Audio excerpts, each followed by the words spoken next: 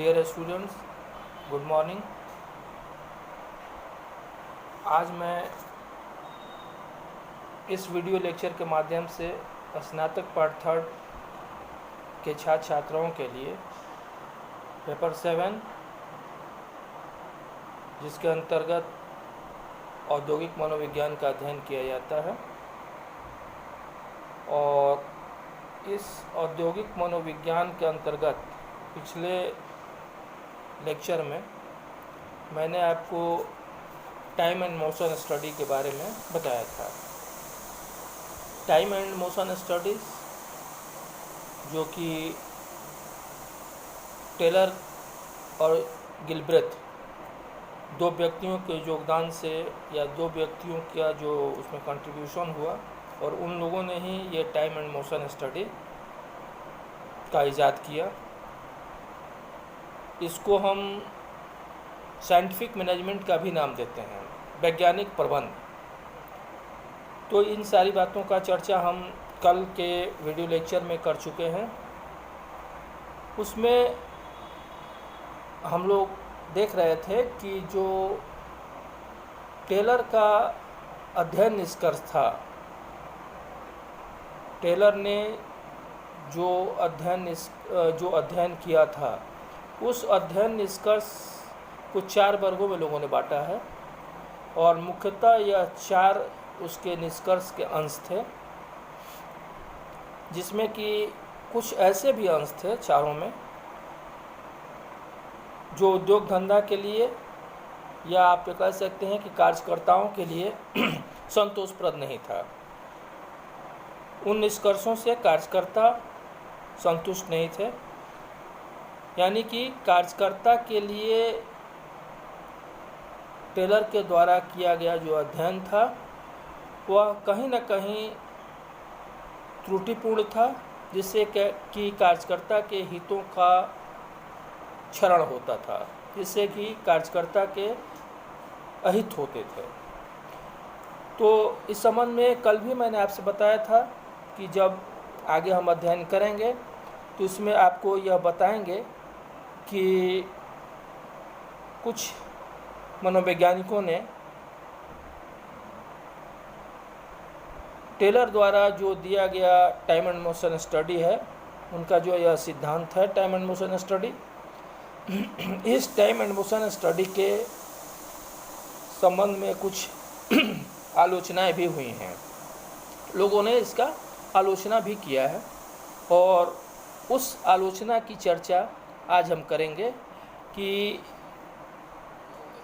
विभिन्न मनोवैज्ञानिकों ने टेलर के सिद्धांत को, टेलर के वाद को, जिसको टेलरिज्म कहते हैं, टेलर के वाद को, या आप कहें कि साइंटिफिक मैनेजमेंट के जो दोष हैं, उसके जो डीमेरिट्स हैं, उसको हम आलोचना के नज़र से देखें, और अध्ययन सुविधा के लिए, जिससे कि आपको अध्ययन में सुविधा हो, इसको हम पॉइंट वाइज आपको समझाते जा रहे हैं, जिससे कि आपको समझ में आएगा कि टेलर का जो टाइम एंड मोशन स्टडी है वह किन किन बिंदुओं पर उसकी आलोचना की जा सकती है, या किन किन बिंदुओं पर वह सिद्धांत कमज़ोर पड़ता है, या किन किन बिंदुओं पर उनका सिद्धांत मजदूरों या जो कार्यकर्ता हैं उनके हितों का रक्षा नहीं कर पाता है।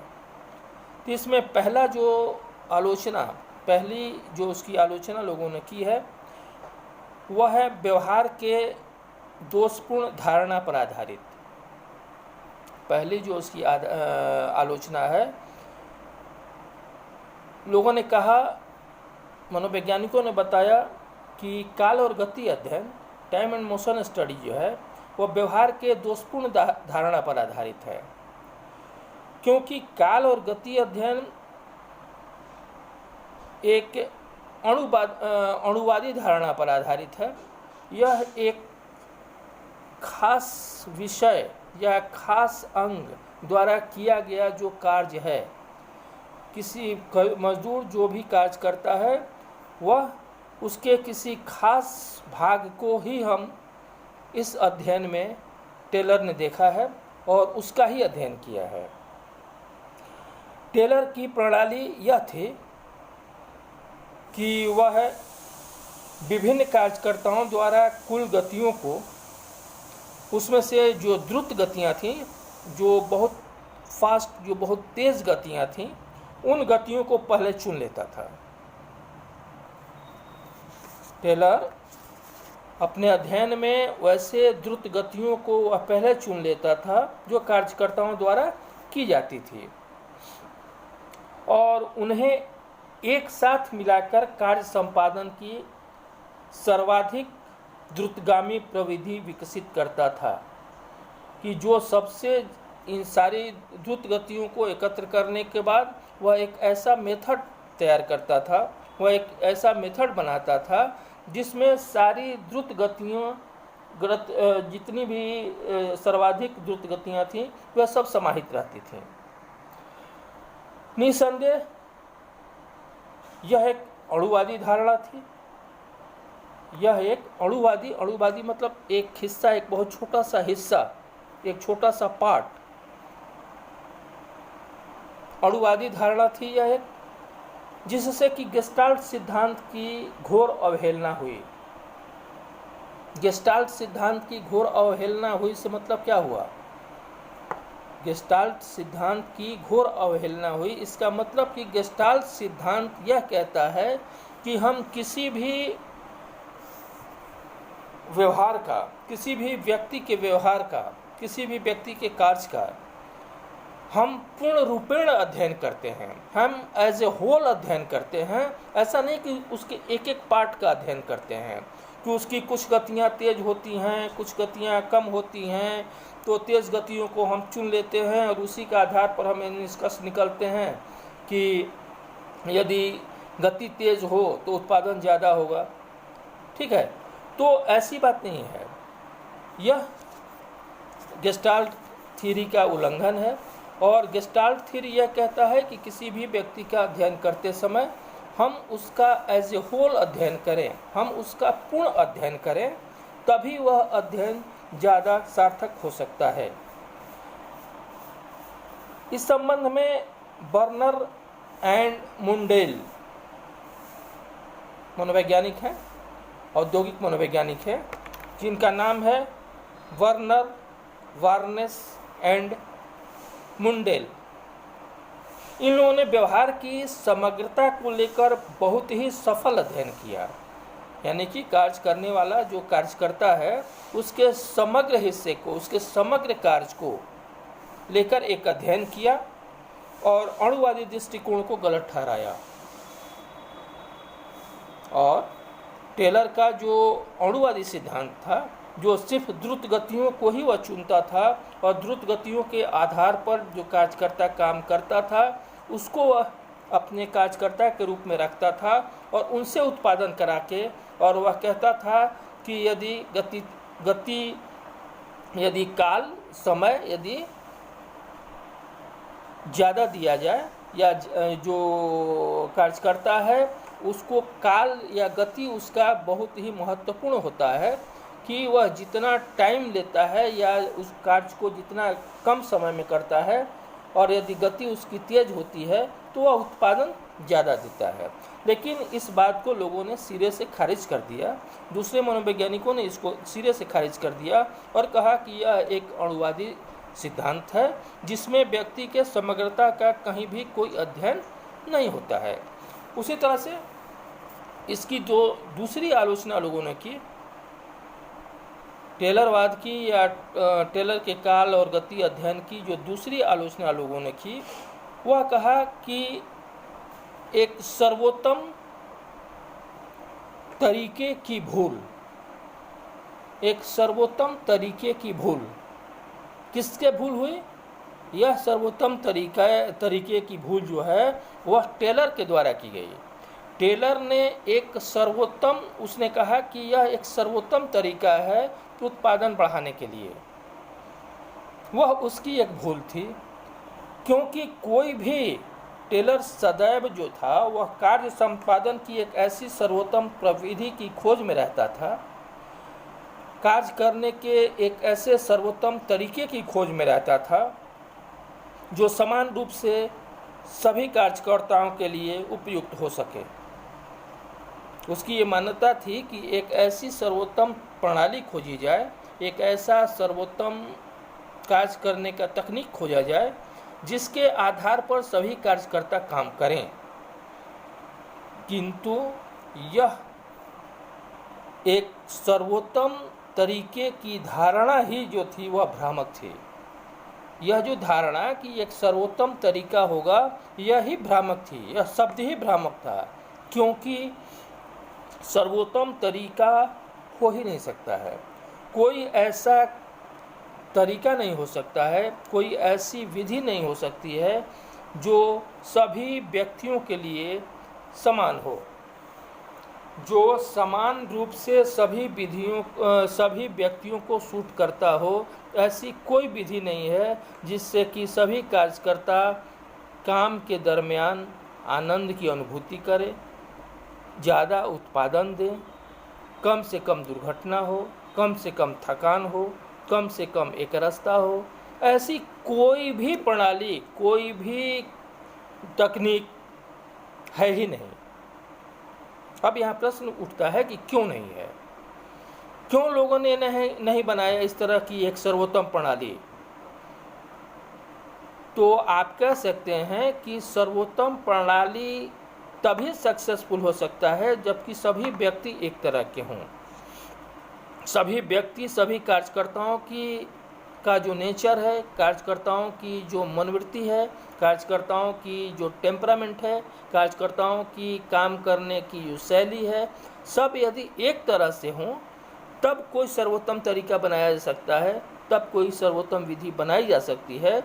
लेकिन यहाँ तो इंडिविजुअल डिफरेंसेज होता है, यहाँ तो हर व्यक्ति एक दूसरे से भिन्न होता है, जिसको हम इंडिविजुअल डिफरेंसेस कहते हैं, जिसको हम व्यक्तिक भिन्नता कहते हैं।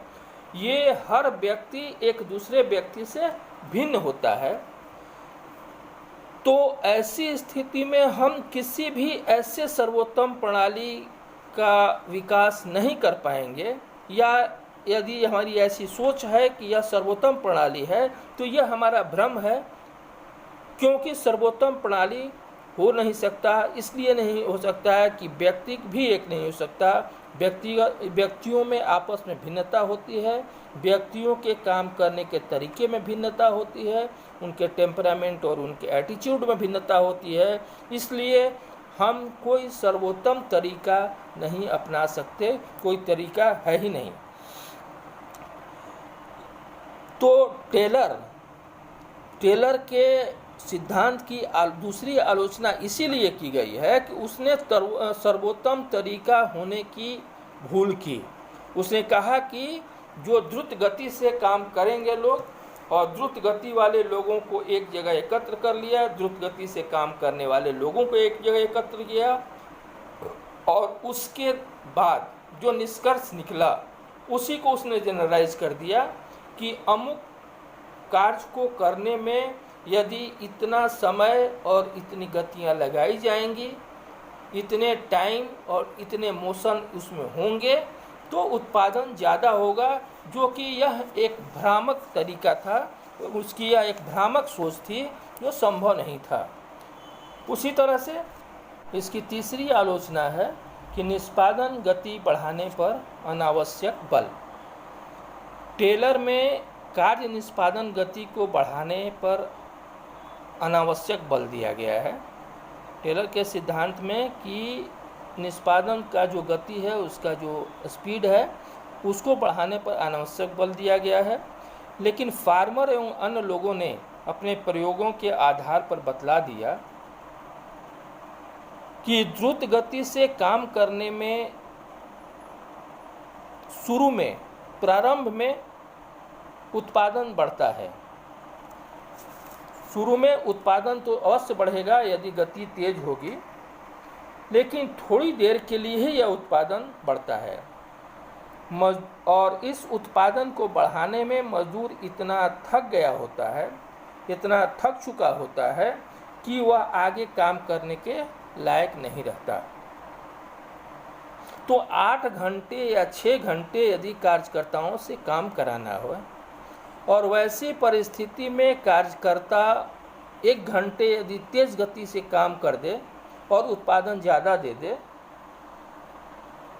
और 7 घंटा वह काम करने के लायक ही नहीं रहे, तो आप सोचें कि 8 घंटा में जितना उत्पादन वह दे सकता था सामान्य गति से काम करके, क्या वह 1 घंटे में कार्यकर्ता उतना उत्पादन दे पाएगा? संभव नहीं है। तो लोगों ने इसकी आलोचना यही की थी कि द्रुत गति से काम करने में शुरू में तो उत्पादन दुगना होता है, लेकिन मजदूर इतना थक गया होता है कि वह पूरे कार्यावधि, जितनी देर तक उसकी कार्यावधि है वह उतनी देर तक कार्य नहीं कर पाता है। इस संबंध में वाइटल्स एक हैं मनोवैज्ञानिक, उन्होंने स्पष्ट शब्दों में लिखा है कि टेलर का जो दर्शन था, टेलर का जो फिलॉसफी था वह अदूरदर्शी था। टेलर का फिलॉसफी अदूरदर्शी था, जिसमें मजदूरों को मशीनों की कल पुर्जा समझी जाती थी। जैसे पहले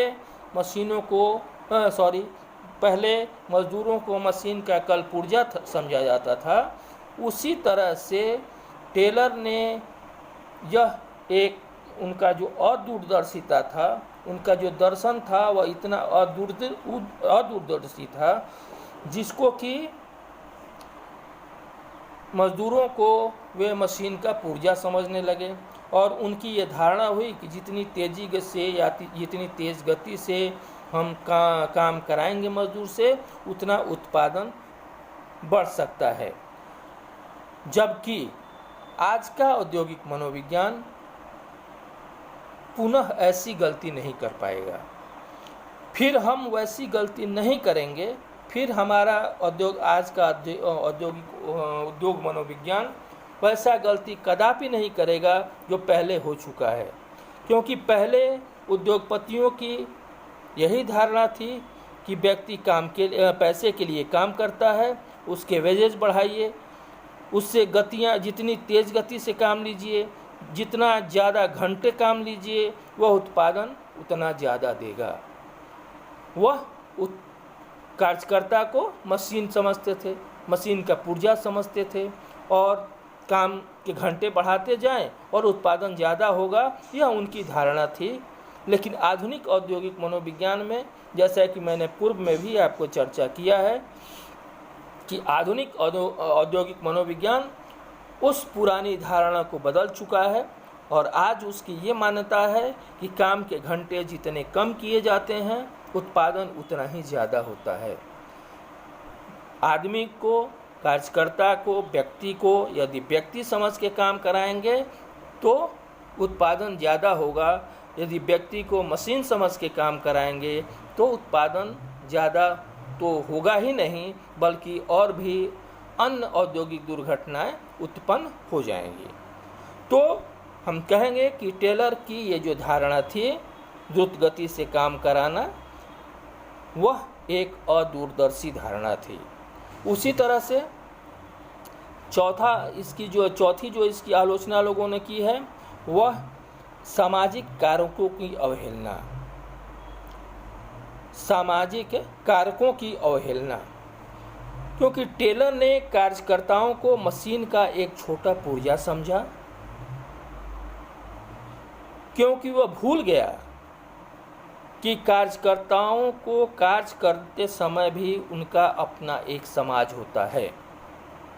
वे सामाजिक प्राणी हैं और जब काम करते हैं उस समय जो लोग उनके साथ काम करते हैं, जो कार्यकर्ता उनके साथ काम करते हैं, उनके साथ भी वह बातचीत करता है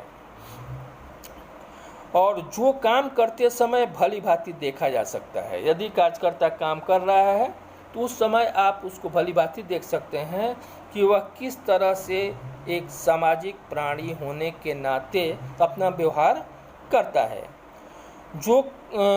जिससे उनकी कुशलता निर्धारित होती है। यदि किसी व्यक्ति को एकांत में काम कराया जाए या यदि 2-4 व्यक्ति काम कर भी रहे हों और उन व्यक्तियों से कहा जाए कि आपको किसी से बात नहीं करनी है, आप सिर्फ काम करें, और आपका ध्यान सिर्फ काम पे होना चाहिए, तो आप देखेंगे कि उनमें उदासीनता या आप कहें उनमें मोनोटोनी, उनमें अरोचकता, ये सब जो है वह बढ़ जाती है।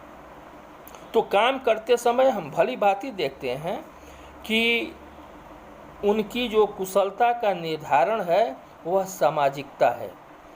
वह सामाजिक प्राणी है और समाज में रहकर ही वह कार्य को अधिक अच्छी तरीके से संपादित कर सकता है। हॉथर्न अध्ययन है एक थे जो कि मायो ने किया था। मायो के हॉथर्न अध्ययन परिणामों से भी यह स्पष्ट हो चुका है कि कुशलता विशेषज्ञों की सभी योजनाएं समाज तथा समूह के दबावों के एक थपेड़े से ही व्यर्थ घोषित हो सकती है, क्योंकि आप कुशलता संबंधी जितने भी विशेषज्ञ हैं और जितनी भी योजनाएं बनाते हैं, उनकी सारी योजनाएं धरी की धरी रह जाएंगी यदि कार्यकर्ता समाज तथा समूह के साथ न रहे। होता तो यह है कि समाज तथा समूह का जो दबाव होता है उसके आगे जो मनोवैज्ञानिक या जो विशेषज्ञ, जो एक्सपर्ट्स हैं, इनके काम कराने के, कार्य संपादन कराने के जो एक्सपर्ट हैं, उन सारे एक्सपर्टों की सारी धारणाएं, उन सारे एक्सपर्टों की सारी जो योजनाएं हैं वे फेल हो जाती हैं यदि कार्यकर्ता समाज के दबाव में आ जाए।